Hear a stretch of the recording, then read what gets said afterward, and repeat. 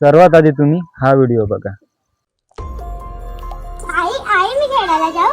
हो बेटा जा।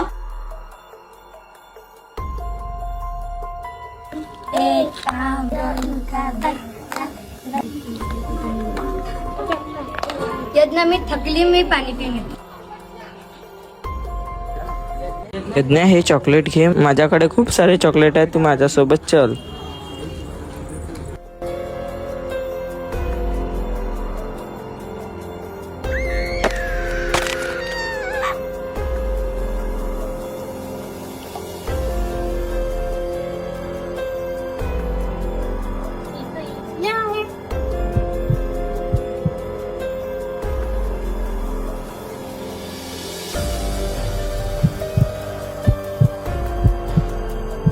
ताई ताई यज्ञासोबत काहीतरी घडलं आहे। काय झालं यज्ञाला? काय माझी यज्ञ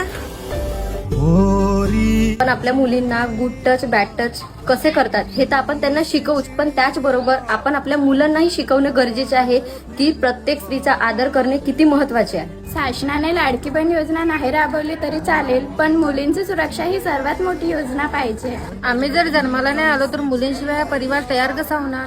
आधीच्या काळात तर हे खूप कमी प्रमाणात आढळायचं, पण आता तर याचं प्रमाण खूप जास्त वाढलंय। असं का बरं? एक मुलगी जर स्वतःच्या रक्षणासाठी गुन्हेगाराच्या जीवाला जर काही बरं वाईट करत असेल, काही हानी पोहोचत असेल तर तिला गुन्हेगार का मानला जातो? समाजातील लोक म्हणतात छोट्या कपडे घातल्यामुळे हे कृत्य घडते, पण आता या लहानशा चिमुरडीचं काय? मग आईने मुलीला जन्म द्यायचा नाही का? आई मी या जगात येऊन सुरक्षित आहे? नाही बेटा, आम्ही का बरं सुरक्षित नाहीये? कारण काही लोक आपली मर्यादा ओलांडतात, काही लोक वाईट प्रवृत्तीचे असतात, त्यामुळे या जगामध्ये मी सुरक्षित नाही।